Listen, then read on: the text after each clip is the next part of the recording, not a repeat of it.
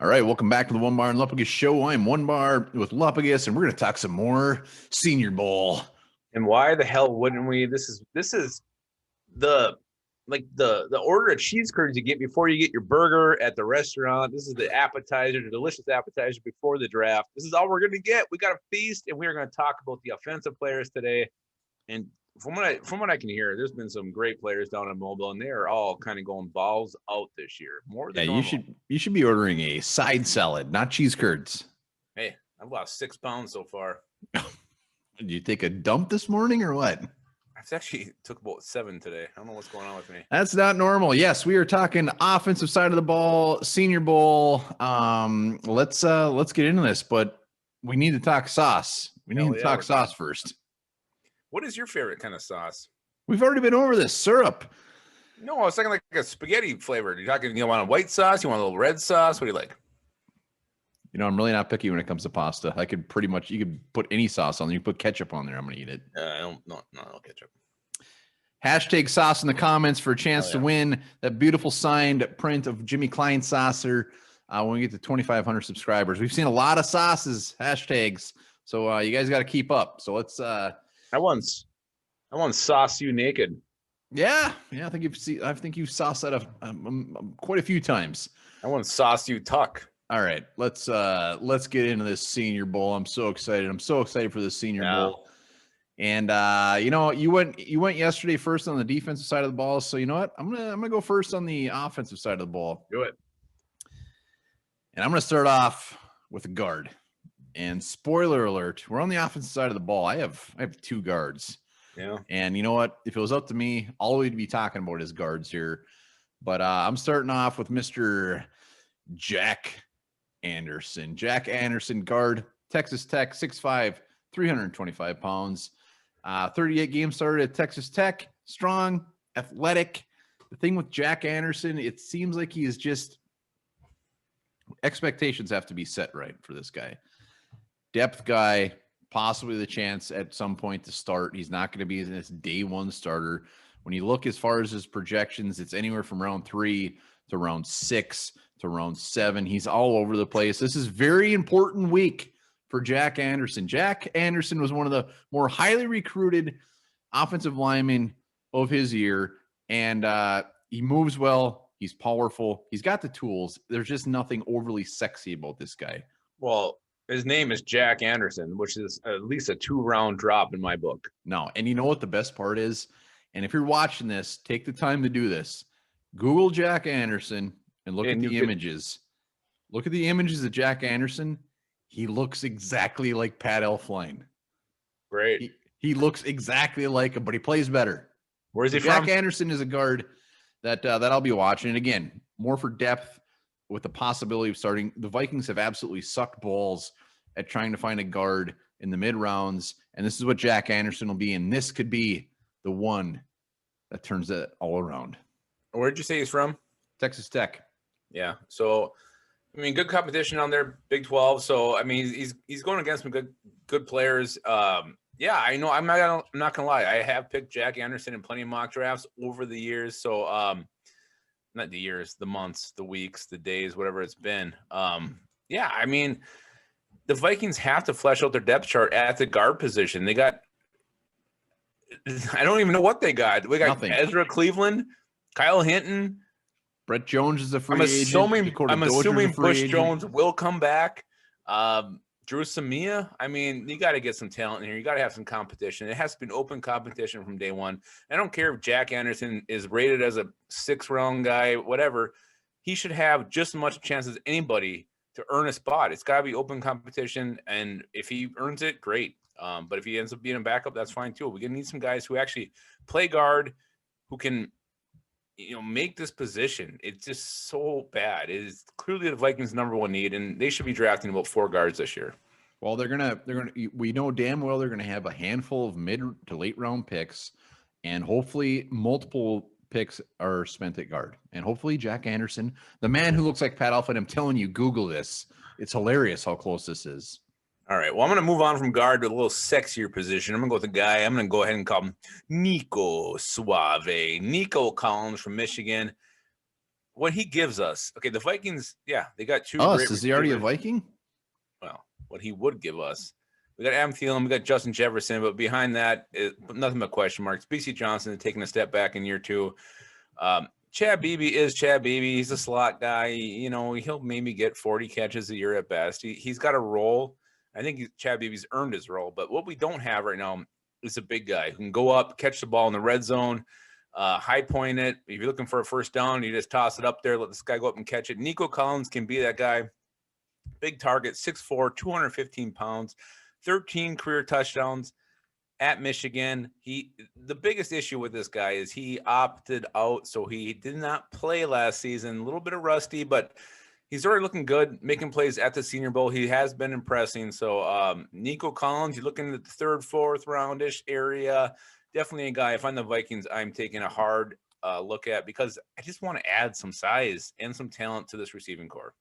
Yeah, Nico Collins was damn good at Michigan. I'm actually kind of bummed he opted out. I would have loved to see what he did this year, because it seems like every year he has gotten better. He's got that big size, 6'4", 215.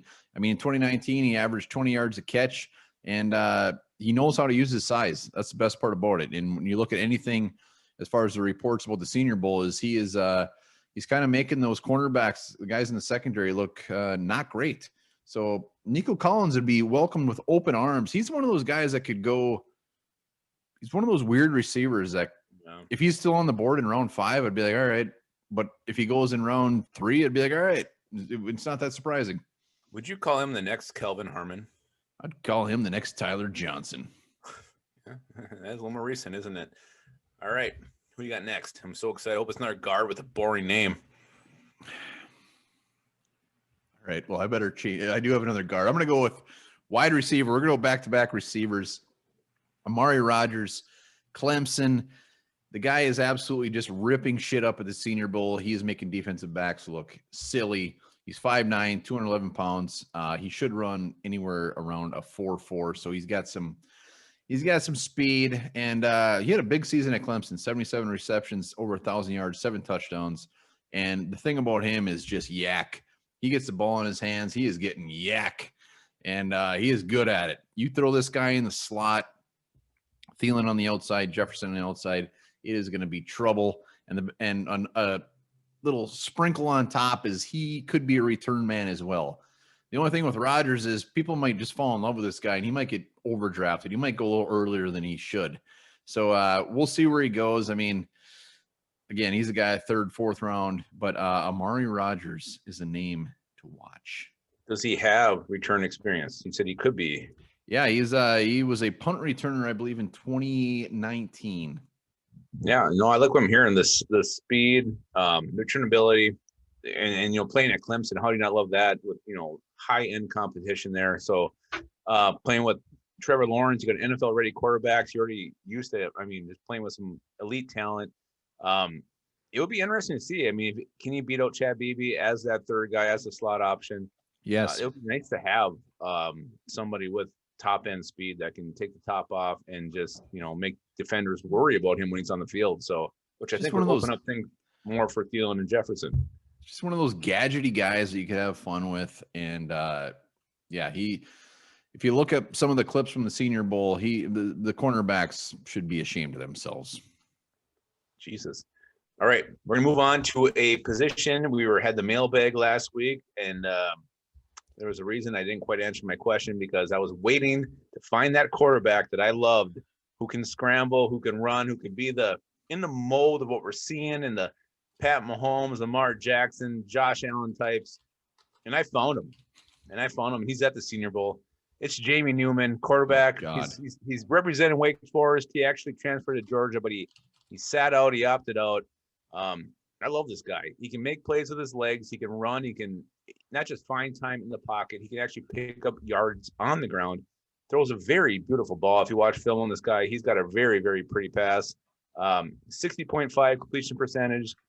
Just a pube under 4K yards in his career. So he's got like 3,985, something like that.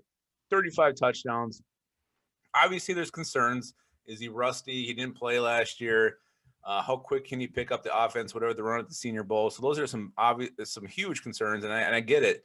But if I'm the Vikings, 4th round, you get an extra 4th round, or maybe we have 3rd, 4th round picks. This guy's on the board. You bring him in, and I think immediately he's probably better than Sean Mannion. He could be your backup. Whoa, watch your mouth. He's not going to give you the knowledge that Mannion has. Supposedly not. I mean, Mannion's really good at holding the clipboard, and he can see things. I don't know why we keep him, but that's one thing I read that one time. That's why we keep him.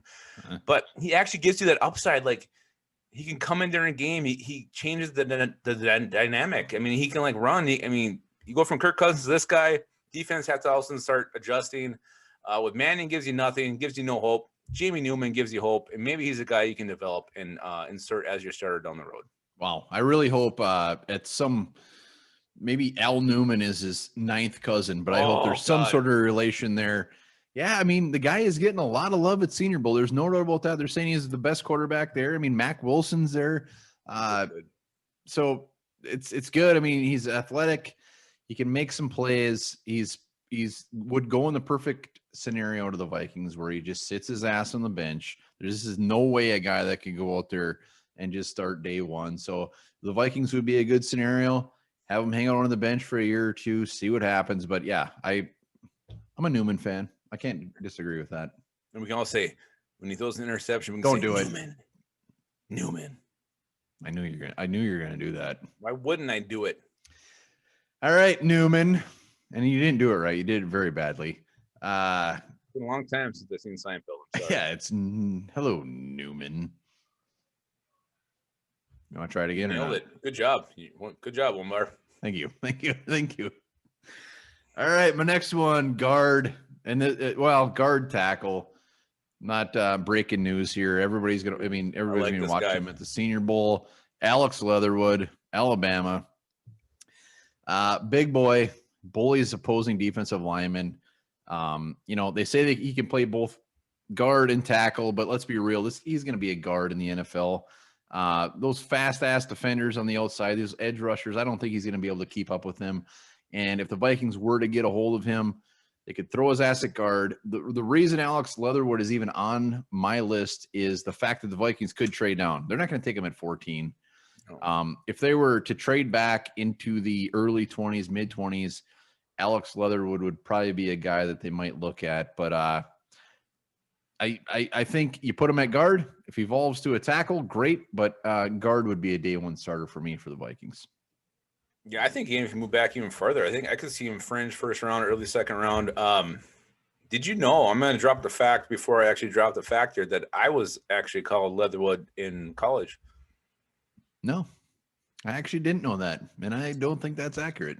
But he struggled earlier this week. He came back with a great day today from what I was watching and reading. And so I've seen a couple reps that he took. He looked good. He's quick out of his stance, gets his hands on these defenders. Yeah, and I have no problem taking a guy who can play guard and tackle because we don't know what's going to happen. We don't know our left tackle situation yet. I mean, are we keeping Riley Reef? Is Ezra Cleveland left tackle? We don't know. So why not get a guy who could potentially be both? So to me, it makes a ton of sense. And I mean, Alabama, why would you not take anybody who plays down there? Elite talent across the board. You're going against top guys every day in practice. You're playing the SEC. I mean, it's just these guys are ready to go. They're pro-made. So, yeah, I love Alex Leatherwood. I have for actually quite a while. So I'm glad you brought him up because he is somebody I'll definitely be watching on Saturday at 1:30 Central Time. Yeah, and he's not like a Ezra Cleveland that we're just going to try him at guard. I mean, he's played guard. Mm-hmm. He's played guard at Alabama. They kicked him out to tackle. So clearly he's very good at both, and we just have the luxury of tossing him where we want. And I love Alex Leatherwood, and I love his name. Did you just say luxury with 2 G's? Luxury. All right, I got one more guy, and he is the guy I'm going to go ahead and deem the porn star of the Senior Bowl. This guy's D3 from Wisconsin Whitewater. And how big does this guy's set of balls have to be? He shows up. What does he do? He tucks in his jersey under his shoulder pads, lets his girth hang out. And then what does he do in drills? He fucking dominates. It's Quinn Miners, Wisconsin Whitewater. This guy, 6'3", 220 pounds. He's a center/guard. This guy has increased his stock more than anybody, I think, at the Senior Bowl. He's so quick out of his stance, very aggressive. he just attacks the guys going at him, and he takes it to them. And we don't see this from guards very often. He's got me so excited. I don't know where he's going to come off the board. I have no idea. He's probably a late rounder coming in. Now, who knows where he's going to go. But watching him, just in the clips I've seen from him down at the Senior Bowl, he's boom, ball snapped. He's there. He's in the face of the defender. He's played center. He's played guard. Absolutely love this guy. Very intrigued by him. And man, if we can get him somehow, I don't know what you do. You put him at center. Do you put him at guard? Where does Bradbury go? I mean, there's decisions that you'd have to figure out down the road. But I loved everything I've seen about this guy. And for a guard to have a center guard to have this kind of swag, it's unbelievable. He doesn't have swag. He's got a gut. Swag. That's what he's got. Swag. And you don't move Garrett Bradbury around for this guy. You move that guy around Garrett Bradbury. No, you're right. I saw the pictures of his big old paunch. It's fantastic. He's going to be a very lovable guy. I love when these D3, D2 guys come into the Senior Bowl or East-West Shrine, whatever it is, and just make a big name for themselves because everybody's going to be rooting for him. I mean, when you look at this guy coming into the Senior Bowl, they're saying 6th, 7th round guy, and he is actually whooping some ass there. Yeah. So he could have, Senior Bowl itself could bump him up 2 rounds at least, and he will be a fan favorite, and I will be rooting the hell out of this guy on Saturday with 2 high lifes in my hand. Do you think if he was drafted by the Vikings and started day 1, would he let the gut hang out on game day? I hope so. I would really hope so. I hope so too. I'd like to give that thing a big old Zerby. Will you give me one if we get 2,500 subscribers? No. When we get to 3,000, I will give you a Zerby. But the dude is showing up when it counts. Small schoolers, everybody loves small schoolers, especially Lupagus and I. We root for those guys. We want them to make some big old cashish. And Ali Marpet, boom. Brandon Fusco, boom. Ellie Nagley. It's always the offensive linemen, that small school guys that just get a big old name for themselves. Well, but none of those guys put the spotlight on themselves the way this guy did. So I appreciate him. I respect him for that. And he won my heart with what he did. All right. Well, those are our guys. Those are the guys that watch on the offensive side of the ball come Saturday. We're going to watch the game on Saturday, and afterwards we're probably going to have some winners and losers. And depending on how early we start, we could be talking funny. You never know. Oh, my God. All right. Well, until then, remember this. A person who looks good from behind is called italic-ogenic. I am not called that.